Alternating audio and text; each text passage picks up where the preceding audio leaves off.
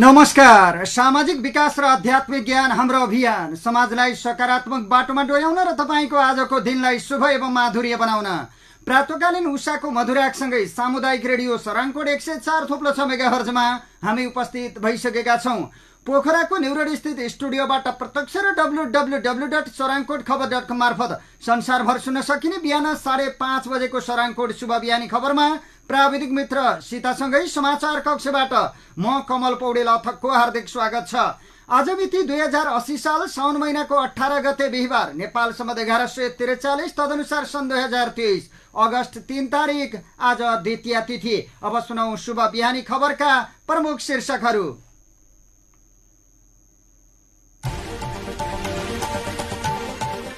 बाँदरले खाएको बाली नालीको अब क्षतिपूर्ति पाइने। नेपाल आयल निगमद्वारा खाना पकाउने एलपी ग्यासको मूल्य समायोजन। अब एलपी ग्यासको मूल्य प्रति सिलिन्डर 1660 रुपैयाँ मात्र। स्थानीय तहमा 10 थरीका कर्मचारी 100 थरी मतभेद। 4 वर्षे स्नातक तह हटाउन छलफल, 3 वर्षमै फर्किने तयारी।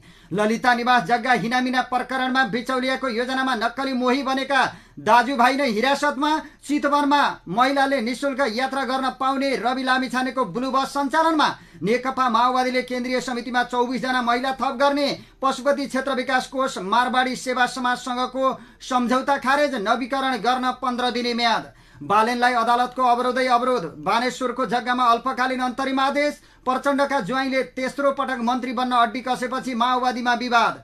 मिटर ब्याज पीडित एक पुरुषको मृत्यु। मिटर ब्याजले लियो विनीत सुनारको ज्यान। निशुल्क उपचार गरिएका बिरामीको विवरण देखिने गरी टाँस्न स्वास्थ्य मन्त्रालयको निर्देशन। धरानमा डेङ्गी नियन्त्रणका लागि विद्यालय बन्द। तनहुमा भरुवा बन्दुकले हानेर श्रीमतीको हत्या गरेको आरोपमा 1 जना पक्राउ। चीनको राजधानी बेइजिङमा 140 वर्ष पछिकै भीषण वर्षा, कम्तीमा 20 जनाको मृत्यु। एसिया कप आयोजनाबाट सुरु भएको भारत पाक क्रिकेट विवाद अझै सतहमा। र देशभर आंशिकदेखि सामान्य बदली, केही स्थानमा चट्याङसहित भारी वर्षाको सम्भावना। अब खबरहरू विस्तारमा। देशभर मकै भित्राउने बेला बाँदरबाट बाली जोगाउन कृषकलाई हम्मे परेको छ। बाँदरको यो आतंकबारे संसदमा समेत पटक पटक आवाज उठिरहेको छ। यस्तै आतंकबाट पीडित कृषकका लागि भने अब केही राहत हुने भएको छ। सरकारले बाँदरका कारण बाली नालीमा पुगेको क्षतिपूर्ति दिने भएको छ। सरकारले वन्यजन्तुबाट हुने मानवीय तथा पशुपालकलाई दिने राहत रकम विस्तार र वृद्धि गर्दै नयाँ निर्देशिका वन्यजन्तुबाट भएको क्षतिको राहत वितरण निर्देशिका 2080 कार्यान्वयनमा ल्याएको हो। 1 साउनदेखि कार्यान्वयनमा आएको यो निर्देशिका अनुसार अब बाँदर र नीलगाईका कारण समेत बालीमा क्षति पुगे राहत दिने प्रावधान ल्याइएको हो। यसअघि 14 वटा जंगली जनावरका कारण मानवीय संरचना तथा बालीमा क्षति भए राहत मिल्ने प्रावधान रहेको थियो। अब यसलाई विस्तार गर्दै 16 वटा जनावर पुर्याइएको छ। बालीमा क्षति पुर्याउँदा क्षतिपूर्ति दावी गर्न पाइने जनावरको संख्या यसअघि 5 वटा रहेकोमा अब 7 पुर्याइएको छ। यसपटक बाँदर र नीलगाई पनि त्यो सूचीमा थप गरिएको हो। राष्ट्रिय निकुञ्ज तथा वन्यजन्तु संरक्षण विभागका उपमहानिर्देशक अजय कार्कीले देशैभर बाँदरका कारण बाली नालीमा क्षति पुग्दा कृषक पीडित बनेको गुनासोका आधारमा क्षतिपूर्ति हुने व्यवस्था गरिएको बताएका छन्। बाँदरका कारण भएको क्षतिमा कस्तो राहत पाइन्छ? बाँदरको आक्रमणबाट मानिस सामान्य घाइते, गम्भीर घाइते वा मृत्यु भएमा वन्यजन्तुबाट भएको क्षतिको राहत वितरण निर्देशिका 2080 को प्रावधान अनुसार सबै क्षतिपूर्ति अब पाइनेछ। अर्थात् वन्यजन्तुको आक्रमणबाट सामान्य घाइतेलाई स्वास्थ्य संस्थाको सिफारिसमा बिल अनुसार 20,000 क्षतिपूर्ति दिने भएको हो। गम्भीर घाइते भएमा 2 लाख रुपैयाँसम्म रकम दिने र 2 लाख रुपैयाँ भन्दा बढी खर्च लाग्ने अवस्था भएमा नजिकैको जुनसुकै अस्पतालमा इमर्जेन्सी उपचार गराउँदा लागेको खर्च र त्यसपछि सरकारी अस्पतालमा उपचार गराउँदा लागेको सम्पूर्ण खर्च समेत अस्पतालका चिकित्सकको सिफारिसमा सरकारले उपलब्ध गराउने भएको छ।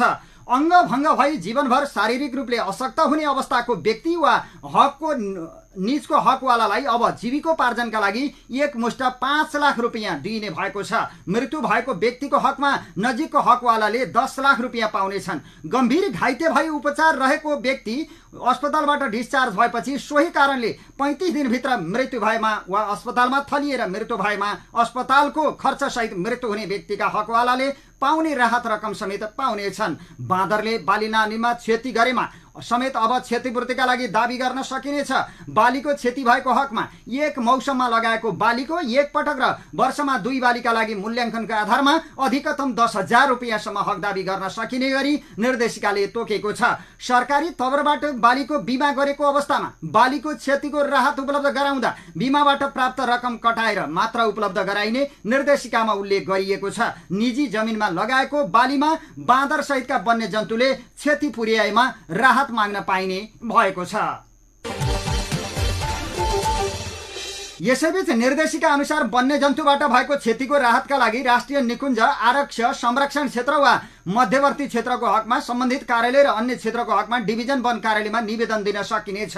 निवेदनबारे मूल्याङ्कन गरी 1 महिनाभित्र सम्भव भएसम्म बैंक मार्फत नै राहत रकम उपलब्ध गराइने निर्देशिकामा जनाइएको छ। नागरिकको सबैभन्दा नजिकको सरकार स्थानीय तहलाई थरीथरीका कर्मचारीको व्यवस्थापन टाउको दुखाइको विषय बनेको छ। संविधान जारी भएको 8 वर्षसम्म स्थानीय तहसँगै आफ्नै स्थानीय सेवाका कर्मचारी छैनन्। त्यसैले स्थानीय तहमा कार्यरत कर्मचारीहरूको व्यवस्थापन भद्रगोल र जटिल भएको छ।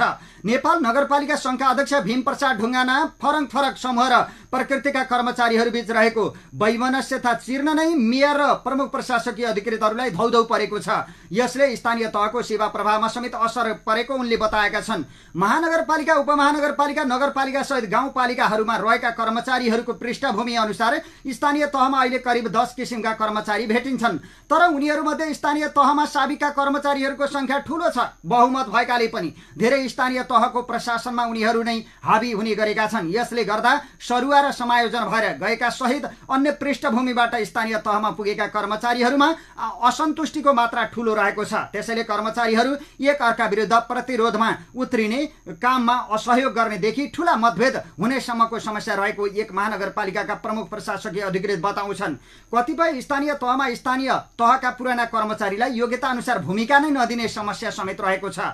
नयाँ आएकाहरूले बढी मौका पाउने र तर स्थानीय सन्दर्भ र परिवेश बुझेका कर्मचारीहरू कर्नरमा पर्ने समस्याले पनि स्थानीय तहभित्र कर्मचारीहरूबीच सुमधुर सम्बन्ध कायम हुन नसकेको हो। यसअघि स्थानीय निकाय हुँदादेखिकै कर्मचारीहरूले कर्मचारी कल्याण कोषबाट सुविधा पाउँछन्। उनीहरूमध्ये धेरै समायोजन भएर वा अन्य क्षेत्रबाट समायोजित कर्मचारीहरूसँग निर्धक्कसँग सहकार्य गर्न अन्कनाउने अनुभव जनप्रतिनिधिहरूको रहेको छ। यहाँका पुराना कर्मचारीले अन्यत्रबाट आएकालाई ल्याइतेसँग तुलना गरेको सुनेको छु। सङ्घबाट ललितपुर महानगरपालिकाका एक जनप्रतिनिधि भन्छन्, यहाँ कार्य जिम्मेवारी दिँदा कर्मचारीमाथि नै खनिन खोज्छन्।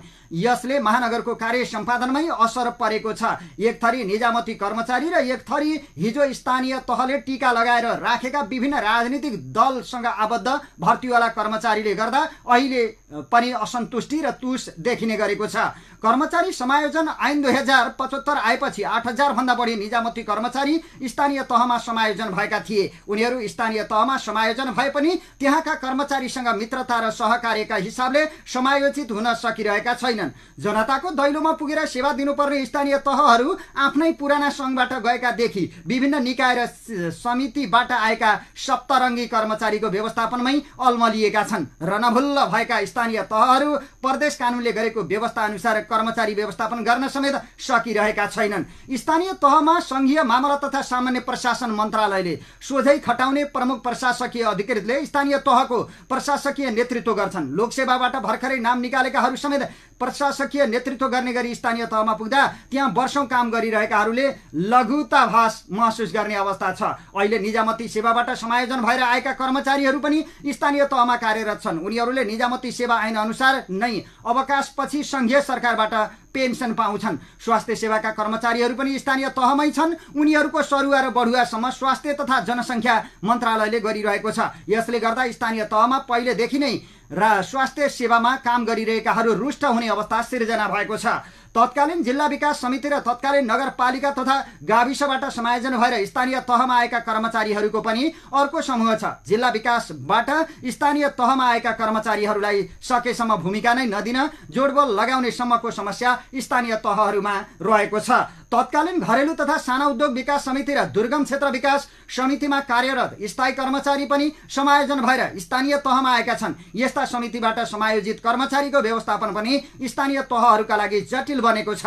स्थानीय तहले भर्ना गरेका करार र अस्थायी कर्मचारीहरू पनि स्थानीय तहभित्र एउटा कित्तामा छन्। यसको व्यवस्थापन जटिल भएपछि काठमाडौँ महानगरपालिकाले त स्वैच्छिक अवकाशका लागि गोल्डन ह्यान्डसेक नै दिने योजना बनाएको छ। 2076 मा लोकसेवा आयोगले स्थानीय तहहरूकै लागि छनौट गरेर पठाएका कर्मचारी पनि कार्यरत रहेका छन्। आयोगले स्थानीय तहमा काम गर्नकै लागि कर्मचारी छनौट गरेर पठाए पनि उनीहरूको स्वीकार्यता पनि स्थानीय तहभित्र कम रहेको छ। पछिल्ला महिनाहरूमा सम्बन्धित प्रदेश लोकसेवा आयोगबाट छानिएर आएका कर्मचारी पनि स्थानीय तहमा आइरहेका छन्। यस्ता कर्मचारीले पनि स्थानीय तहभित्रका अन्य कर्मचारीसँग विश्वास आर्जन गर्न सकिरहेका छैनन्।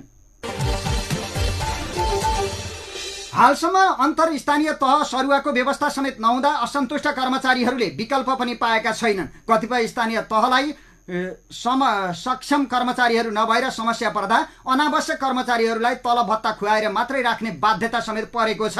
संविधान जारी भएपछि स्थानीय स्वायत्त शासन नियमावली निष्क्रिय भएसँगै स्थानीय तहमा काम गरेका पुराना कर्मचारीको वृत्ति विकासमा अवरोध पनि परिरहेको छ। स्थायी कर्मचारीको स्तर वृद्धि र बढुवामा असर परेको छ भने अस्थायी कर्मचारीले सीमित प्रतिस्पर्धाबाट स्थायी हुन समेत अवसर पाएका छैनन्। यसले समेत स्थानीय तहमा कर्मचारी व्यवस्थापनको गाँठो फुक्न सकेको छैन। भुक्तभोगीहरूको भनाइ मान्ने हो भने ठाउँ ठाउँबाट आएका कर्मचारीलाई एउटै समूहमा राख्ने गरी प्रदेश तथा संघीय कानुन नआउँदा स्थानीय तहको दैनिक कार्य सञ्चालन र त्यसको नियन्त्रण राम्रोसँग हुन सकेको छैन। संविधान अनुसार स्थानीय तहमा नयाँ कर्मचारीको पदपूर्ति व्यवस्थापन सरुवा बढुवा समायोजन स्तर वृद्धि लगायतका काम प्रदेश तहबाट हुनुपर्ने हुन्छ। तर त्यसका लागि धेरै प्रदेशले कानुन नै बनाउन सकेका छैनन् भने बनाएकाहरूले पनि स्थानीय सेवा गठन गरेर स्थानीय तहका कर्मचारीलाई एउटै डालोमा हालेर व्यवस्थापन गर्न सकेका छैनन्। बागमती गण्डकी र कोशी प्रदेशले स्थानीय सेवा गठन तथा सञ्चालन ऐन ल्याए पनि संघ सरकारले छाता ऐन नबनाउँदा प्रदेशभित्रका स्थानीय तहहरूमा स्थानीय सेवाको गठन प्रक्रिया अघि बढ्न सकेको छैन। कागेश्वरी मनोहरा नगरपालिकाका प्रमुख प्रशासकीय अधिकृत अजय बर्तौला कर्मचारीहरूबीच समन्वय कायम गराउन नै सकस हुने गरेको अनुभव सुनाउँछन्। कर्मचारीबीच हुने मेदभेदका कारण कार्यक्षमता र दक्षताका आधारमा जिम्मेवारी दिने कुरा सहज छैन। उनी भन्छन्, म ठुलो हुँ भन्ने भावना भएका कर्मचारीलाई पन्छाएर काम गर्न सक्ने मान्छेलाई जिम्मेवारी दिन बढी नै मेहनत गर्नु परेको छ। न्यायपूर्ण तवरले कार्य विभाजन गर्दा समेत असन्तुष्टिहरू जन्मिने गरेको भन्दै उनले विशेष गरी स्वास्थ्य सेवा लगायतबाट आएका कर्मचारीको व्यवस्थापनमा रहेको भद्रगोलले झन समस्या परेको बताएका छन्। नेपालमा स्नातक तहलाई 4 वर्ष बनाइएको 1 दशक पनि पूरा नहुँदै यसको औचित्यमाथि प्रश्न उठेको छ। त्रिभुवन विश्वविद्यालय र अरू केही विश्वविद्यालयका प्राध्यापक तथा शिक्षकहरूले 4 वर्ष स्नातकको समीक्षा आवश्यक रहेको अभिव्यक्ति सार्वजनिक गरेर छलफलको प्रारम्भ गरेका छन्। 2052 सालसम्म 2 वर्षको रहेको स्नातक तहलाई 2053 सालदेखि 2071 सम्म 3 वर्षको बनाइएको थियो। तर विदेशका कतिपय विश्वविद्यालयमा 4 वर्ष स्नातक तह रहेको र नेपाली विद्यार्थी ती विश्वविद्यालयमा पढ्न जाँदा स्नातकमै 1 वर्ष पढ्नुपर्ने कारण देखाएर नेपालमा 2072 सालदेखि 4 वर्ष स्नातक कार्यक्रम सुरु भएको थियो।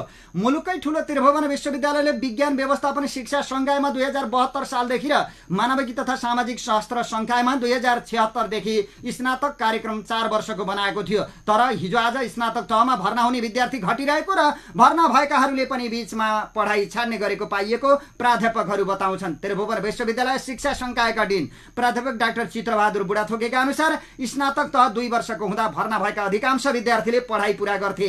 3 वर्षको बनाएपछि करिब 25% विद्यार्थीले बीचमै पढाइ छाड्थे। अहिले 4 वर्षको बनाएपछि अन्तिम परीक्षा दिने विद्यार्थी 30 देखि 32% बाँकी रहने गरेका छन्। 4 वर्ष स्नातकको नतिजा आउँदासम्म 6 वर्ष लाग्ने, स्नातक उत्तीर्ण भइसक्दा पनि जागिरको ग्यारेन्टी नहुने जस्ता कारणले भर्ना हुने र ड्रप आउट हुने विद्यार्थी बढिरहेको उनको भनाइ छ। स्नातक तह पढ्नकै लागि 5-6 वर्ष लाग्ने भएपछि छोडिरहेका छन्। त्यसैले यो अलि व्यवहारिक भएन कि देशलाई सुहाउँदो भएन कि भनेर छलफल हुनुपर्छ बुढाथोकीले भने। 4 वर्ष स्नातक कार्यक्रमले विद्यार्थीको समय धेरै खपत गरेको, अभिभावकलाई बोझिलो भएको व्यवस्थापन संकायका डिन प्राध्यापक डाक्टर डिल्लीराम शर्मा बताउँछन्। यही कारण वैदेशिक अध्ययनमा जाने विद्यार्थी बढेको हुन सक्ने उनको भनाइ छ। 3 वर्ष बनाएर मात्रै विद्यार्थी रोकिन्छ भन्ने होइन, कार्यक्रम 4 वर्षकै चाहिन्छ त भनेर सोच्ने बेला चाहिँ भएको छ।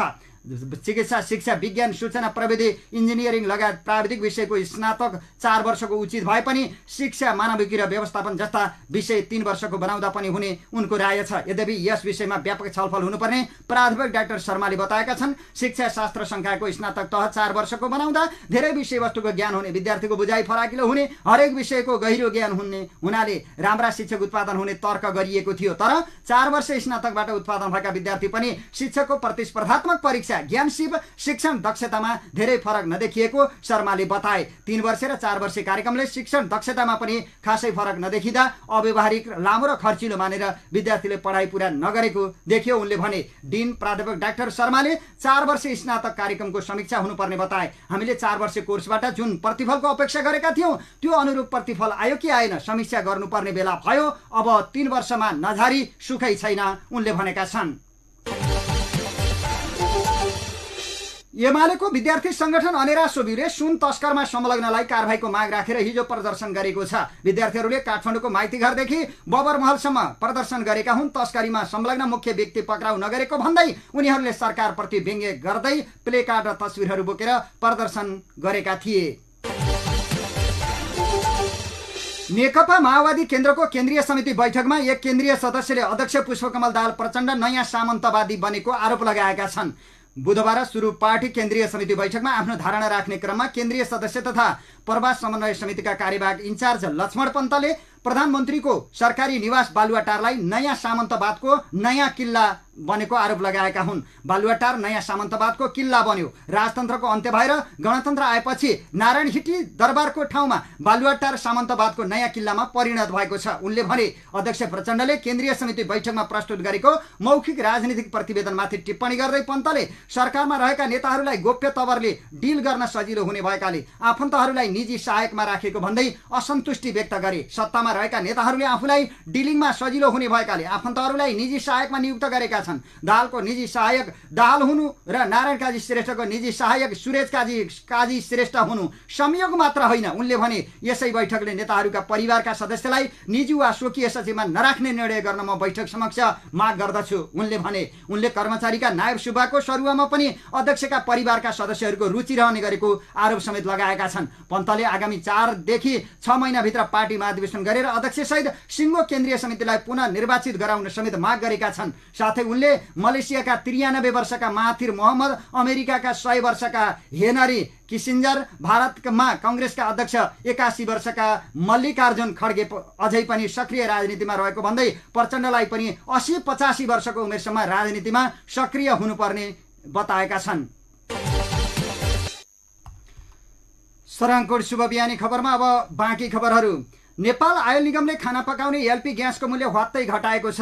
गैराती 12 बजेदेखि लागू हुने गरेर निगमले एलपी ग्यासको मूल्य प्रति सिलिन्डर 130 रुपैयाँले घटाएको हो।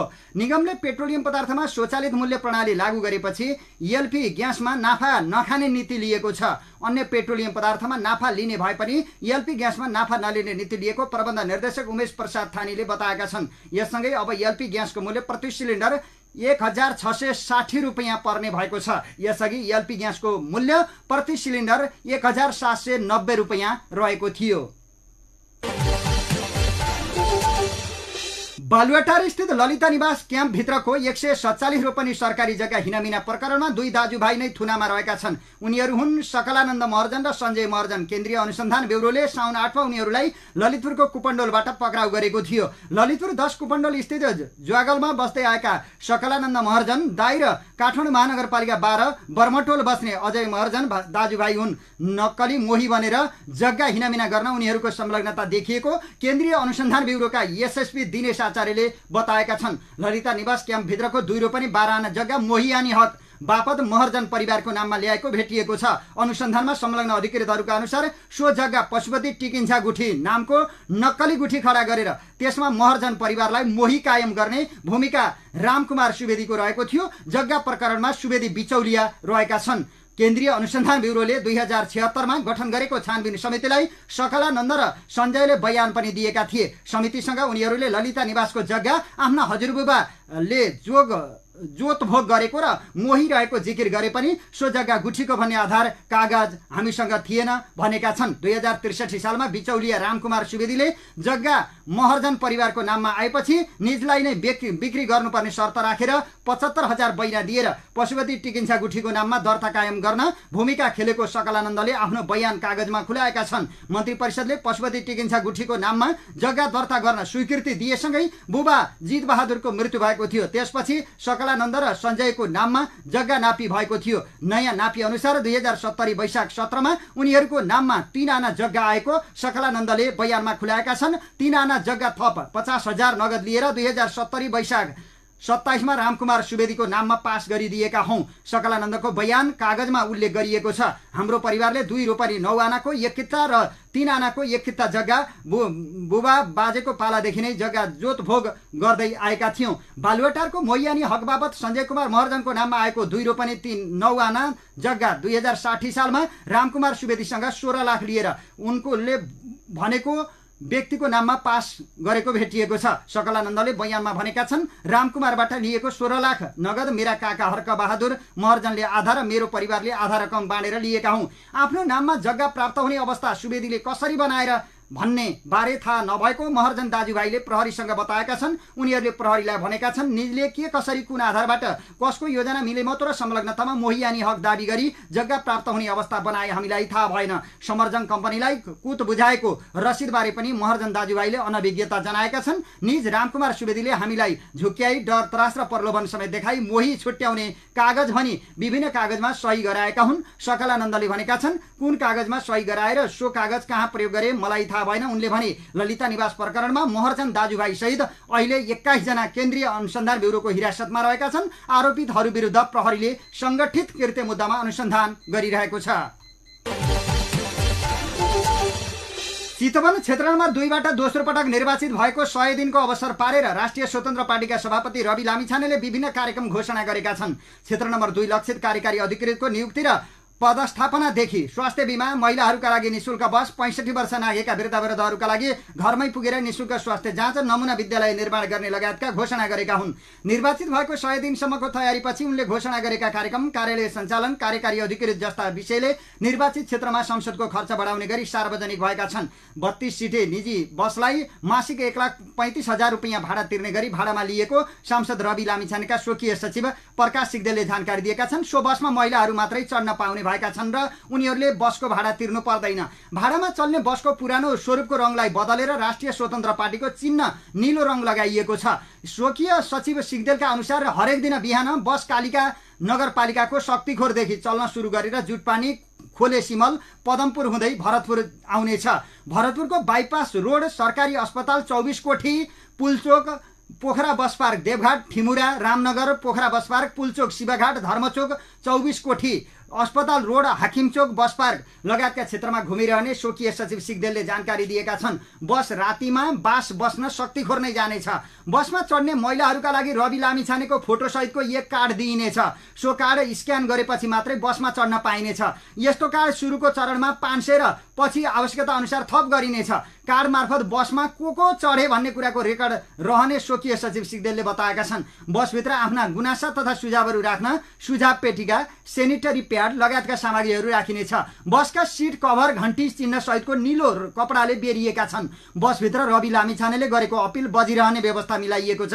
अहिले हाल एउटा मात्रै बस चलाएर परीक्षण गर्ने र पछि आवश्यकता अनुसार बसहरू थप्दै लैजाने योजना रहेको सांसद लामिछानेले बताएका छन्। लामिछाने निर्वाचन जितेको 100 दिनको अवसरमा गरिब तथा विभिन्न नागरिकका लागि 5 लाख बराबरको स्वास्थ्य बीमा, 65 वर्षभन्दा माथिको उमेरका वृद्धवृद्ध र आशक्तलाई घरमा नै गएर स्वास्थ्य जाँच गर्ने 1 भ्यान सहितको चिकित्सकीय टोली पनि बनाएका छन्। 1 जना MBBS चिकित्सक सहितको यस्तो टोलीले हरेक दिन विभिन्न टोलमा पुगेर स्वास्थ्य जाँच गर्ने, अस्पतालसम्म लैजानका लागि सहयोग गर्ने तथा आवश्यक स्वास्थ्य सल्लाह समेत दिने लामिछानेले बताएका छन्। विदेशमा रहेका 100 जनालाई नेपालमा रोजगारी दिने कार्यक्रमहरू पनि उनले सुनाएका छन्। सांसद लामिछानेले विदेशमा रहेका नेपालीलाई स्वदेशमा नै कामको अवसर दिन विभिन्न निजी संस्थाहरूसँग कर्मचारी आवश्यकताको माग गरेर त्यसलाई सार्वजनिक गरेका छन्। अहिले 100 जनालाई विभिन्न संस्थामा रोजगारी दिने भनेर उनले विज्ञापन गरिरहेका छन्। विभिन्न स्वदेशी तथा विदेशी पत्रिकामा विज्ञापन दिएको दाबी गरेका लामिछानेले उनीहरूलाई निःशुल्क रूपमा नेपाल ल्याएर मासिक 40,000 देखि 1.5 लाख रुपैयाँसम्म तलब दिने भनिएको छ। लामिछानेले सूचनामा कुन संस्थाका लागि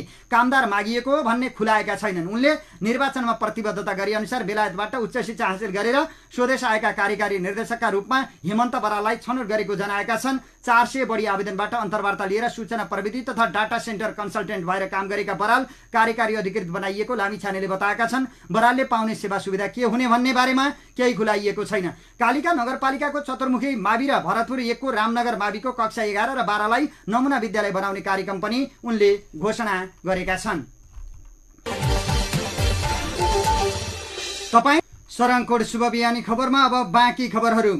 पोखरा महानगरपालिका कार्यालयले आर्थिक वर्ष 2080-81 को लागि न्यूनतम 52% देखि अधिकतम 200% भन्दा बढी कर वृद्धि गरेको छ। जिल्ला मालपोत कार्यालय कास्कीले तयार पारेको करको दर रेट महानगरपालिकाले समायोजन गरेपछि करको दरमा भारी वृद्धि भएको हो। महानगरपालिका कार्यालयले यही साउन 1 गतेदेखि सो करको दर लागू गरेको छ। गत साल भूमिकर न्यूनतम 150 रहेको थियो। त्यसमा समयमा तिर्ने सेवाग्राहीले 10% छुट पाउँदा 120 मात्र तिरे पुग्थ्यो। तर अहिले भूमिकर न्यूनतम 500 बनाइएको छ, जसमा समयमा तिर्नेले 10% छुट पाउँदा 450 रुपैयाँ तिर्नुपर्ने छ। त्यसैगरी गत साल सम्पत्ति करको न्यूनतम करको दर 500 रहेको थियो। त्यसमा दोब्बर वृद्धि गरी त्यसमा 10% छुट पाउँदा सेवाग्राहीले 450 तिरे पुग्थ्यो। तर अहिले न्यूनतम सम्पत्ति करमा दोब्बर वृद्धि गरी 1000 पुर्याइएको छ, जसमा समयमा तिर्ने सेवाग्राहीले छुट पाउँदा 850 तिर्नै पर्ने बाध्यता छ। यसले थोरै कर तिर्ने करदाताको कर प्रतिशत धेरै बढेको र धेरै कर तिर्ने करदाताको करको दर केही बढेको देखिन्छ। गत 3 वर्ष अघि गण्डकी प्रदेश सरकारले राजस्व परामर्श समितिको राय सुझाव अनुसार जिल्ला मालपोत कार्यालयलाई हस्तान्तरण गरेको करको दर रेट अहिले पोखरा महानगरपालिका आफैले लागू गरेको हो। जुन कर अत्याधिक महँगो भयो भन्दै नागरिक स्तरबाट व्यापक विरोध भएको थियो। करको दर वृद्धि भएको चौतर्फी गुनासो आएपछि तत्कालीन कृष्णचन्द्र नेपाली नेतृत्वको प्रदेश सरकारले करको दरमा हेरफेर गरेको खबर बाहिरिएको थियो।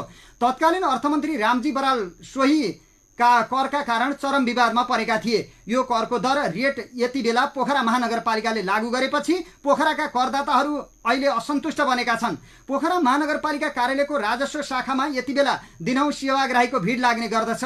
उनीहरूको एउटै गुनासो हुन्छ, मेरो कर यो वर्ष किन बढी आयो। कर शाखाका अधिकृत झङ्कनाथ पौडेल लगायतका 4 जना कर्मचारीहरू सेवाग्राहीलाई जवाफ दिनमै हैरान हुने गरेका छन्। हामीले मालपोत कर समायोजन गर्दा अहिले कर बढेको देखिएको हो। स्वाभाविक रूपमा विगतमा भन्दा केही कर बढेको अधिकृत झङ्कनाथ पौडेलले जानकारी दिए। सेवाग्राहीहरू विगतको तुलनामा कर बढेपछि सोधपुछ गर्न आउनु स्वाभाविक भएको उनको भनाइ छ। पोखरा महानगरपालिकाले प्रत्येक ओडाबाट कर लिने व्यवस्था गरेको छ। सेवाग्राहीहरू ओडामा पुगेर कर तिर्न जाँदा अघिल्लो वर्षको भन्दा दोब्बर र सोभन्दा बढी कर तिर्न परेपछि रन्थनिँदै नगरपालिका धाउने गरेका छन्। पोखराको करमा भारी वृद्धि भएको देखिनुमा मालपोतको कर समायोजन मात्र नभएर अन्य धेरै छन्। विगतमा कृषि योग्य जमिनको कर तिर्ने करदाताले अहिले घर आवासको कर तिर्न परेको छ, किनकि पोखराको 80% कृषि योग्य जमिन आवासमा परिणत भएको छ।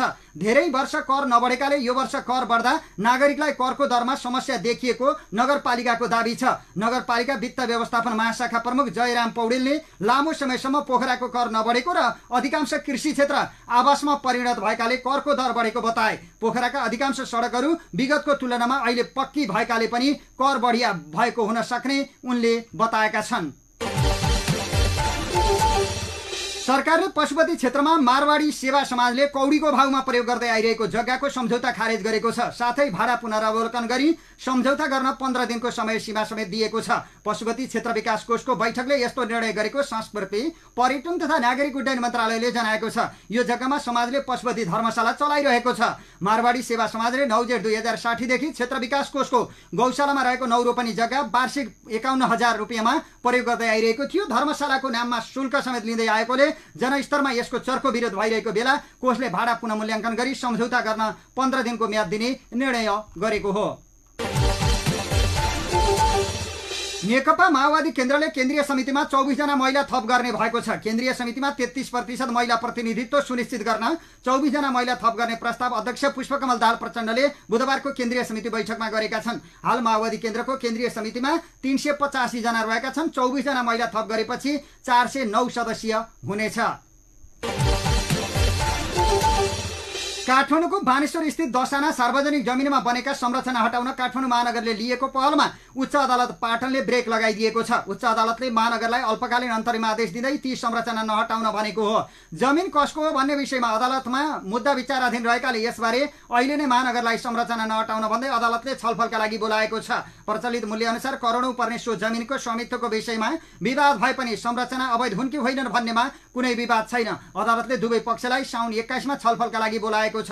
काठमाडौँको बानेश्वर स्थित दसाना सार्वजनिक जमिनमा स्थानीय एक व्यक्तिले 18 वर्षदेखि टहरा तथा सटर बनाएर कमाउ धन्दा सञ्चालन गरिरहेका छन्। सार्वजनिक जमिन सार्वजनिक हितकै निमित्त सदुपयोग हुनुपर्ने माग उठेपछि काठमाडौँ महानगर र महानगरले त्यहाँका संरचना भत्काउन अगाडि बढेको छ। तर जमिन नियन्त्रणमा लिएर उपभोग गरिरहेका व्यक्तिले उच्च अदालत पाटनबाट महानगर विरुद्ध अल्पकालीन अन्तरिम आदेश ल्याउन सफल भएका छन्। कोशी प्रदेशका नवनियुक्त मुख्यमन्त्री उद्धव थापाको शपथ ग्रहण समारोह अन्तिम समयमा आएर हिजो रोकियो। हिजो बिहान 10 बजेका लागि तय भएको शपथ बेलुका 5 बजेसम्मका लागि स्थगित गरिएको थियो। मुख्यमन्त्री तथा मन्त्री परिषदको कार्यालयले आन्तरिक तयारी नपुगेको भन्दै शपथ ग्रहण सारेको हो। आन्तरिक तयारी नपुगेर शपथ सारेको भनिए तापनि प्रमुख सत्तारूढ घटक दल नेकपा माओवादी केन्द्रमा मन्त्री छान्ने विषयमा विवाद भएपछि शपथ ग्रहण सरेको हो। नवनियुक्त मुख्यमन्त्री थापाले आफ्नो दलबाट प्रदीप सुनुवार, माओवादी केन्द्रबाट बाबुराम गौतम र नेकपा एकीकृत समाजवादीका कमल प्रसाद जबेगुलाई मन्त्री बनाउने तयारी गरेका थिए। मन्त्री बन्न लागेका माओवादी केन्द्रका सांसद गौतम प्रदेश सभाका निवर्तमान सभामुख समेत हुन्। मुख्यमन्त्री थापालाई बहुमत पुर्याउन सभामुख पद त्यागेर राजनीतिलाई दाउमा लगाएका गौतमलाई माओवादी केन्द्रले रोजेको मन्त्रालय दिएर मन्त्री बनाउने आश्वासन सहित सभामुखबाट राजीनामा दिन लगाएको थियो। मन्त्री बन्ने आशासहित सभामुख त्यागेका गौतमलाई मन्त्री बन्न नदिन उनकै दलका एक सांसद लागेपछि माओवादी केन्द्रमा विवाद सिर्जना भएको हो। माओवादी केन्द्र निकट उच्च स्रोतका अनुसार कोशीमा बाबुराम गौतमलाई मन्त्री बन्न नदिन प्रधानमन्त्री पुष्पकमल दाहाल प्रचण्डका जुवाई समेत रहेका जीवन आचार्य लागेका हुन्। आचार्यले गौतमको ठाउँमा आफूलाई नै मन्त्री बनाउनु पर्ने भन्दै अड्डी कसेपछि माओवादी केन्द्रमा विवाद भएको हो र सो विवाद अहिले छताछुल्ल भएको छ।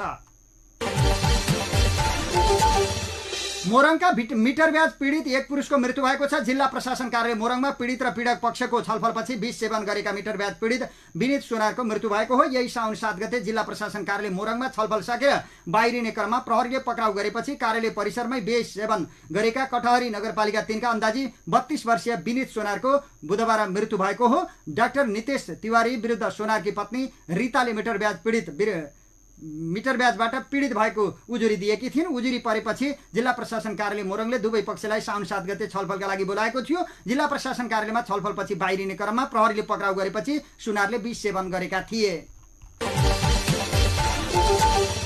तपाईं सुन्दै हुनुहुन्छ। अब बाँकी खबरहरू। स्वास्थ्य तथा जनसङ्ख्या मन्त्रालयले कुल शय्याको 10% निःशुल्क उपचार गरिएका बिरामीको विवरण देखिने ठाउँमा टाँस्न अस्पतालहरूलाई निर्देशन दिएको छ। मन्त्रालयका सहसचिव डाक्टर मदन कुमार उपाध्यायले सरकारी, निजी तथा सामुदायिक अस्पताल र प्रतिष्ठान तथा मेडिकल कलेजलाई परिपत्र जारी गर्दै निःशुल्क गरिएका बिरामीको अभिलेख विवरण सार्वजनिक रूपमा देखिने गरी टाँस्न वा विद्युतीय बोर्डमा डिस्प्ले गर्न निर्देशन दिएका हुन्। यसैबीच स्वास्थ्य तथा जनसङ्ख्या मन्त्रालयको इपिडेमियोलोजी तथा सरुवा रोग नियन्त्रण महाशाखाले सबै अस्पताललाई डेङ्गी संक्रमणको उपचार प्रभावकारी गर्न निर्देशन दिएको छ। महाशाखाका निर्देशक डाक्टर रुद्रप्रसाद मरासिनीले डेङ्गीका कारण संक्रमण बढिरहेको भन्दै संघीय अस्पताल र स्वास्थ्य विज्ञान प्रतिष्ठानलाई परिपत्र गर्दै डेङ्गी रोगको निदान र उपचार व्यवस्थापन गर्न निर्देशन दिएका छन्। डेङ्गी नियन्त्रणका लागि सुनसरीको धरान उपमहानगरपालिका भित्रका सबै शैक्षिक संस्थाको पठन पाठन बन्द गर्ने निर्णय गरेको छ। कार्यपालिका बैठकले यस्तो निर्णय गरेको हो। धरान उपमहानगरपालिकाका मेयर हर्कराज राई साम्पाङले विद्यालयमा पठन पाठन बन्द गरी डेङ्गी नियन्त्रण अभियान चलाउने निर्णय गरेको जानकारी दिएका छन्। तनहुँको व्यास नगरपालिका वडा नम्बर 5 का श्रीप्रसाद आलेले श्रीमतीको हत्या आरोपमा पक्राउ परेका छन्। 56 वर्षीय आलेले 47 वर्षकी श्रीमती गीता आलेलाई भरुवा बन्दुकले हानेर हत्या गरेको प्रहरीले जनाएको छ। गैराती 11 बजे श्रीप्रसादले गीतालाई भरुवा बन्दुकले हानेर घाइते बनाएको र गीताको दमौली अस्पतालमा ज्यान गएको जिल्ला प्रहरी कार्यालयका प्रहरी नायब उपरीक्षक मोहन बहादुर खानले जानकारी दिएका छन्। श्रीप्रसाद गैराती नै पक्राउ परेका हुन्। विराटनगर महानगरपालिका 5 का रोहित चौधरीको हत्या गरेको आरोपमा प्रहरीले 2 जनालाई पक्राउ गरेको छ। रोहितको साउन 5 गते सुनसरीको धरानी टहरी सडक खण्डमा गोली प्रहार गरी हत्या भएको थियो। गोली प्रहारबाट गम्भीर घाइते भएका उनको उपचारका क्रममा सोही दिन बेलुका बीपी कोइराला स्वास्थ्य विज्ञान प्रतिष्ठानमा मृत्यु भएको थियो। उनको हत्या आरोपमा प्रहरीले 10 दिनपछि 2 जनालाई पक्राउ गरेको हो। पक्राउ परेकाहरूको नाम सार्वजनिक गरिएको छैन। उनीहरूलाई बुधबार पत्रकार सम्मेलन गरी सार्वजनिक गरिएको छ। तपाईँ सुन्दै हुनुहुन्छ सराङकोट शुभ बिहानी खबर। सराङकोट शुभ बिहानी खबरमा फेरि पनि केही बेर विज्ञापनको विश्राम।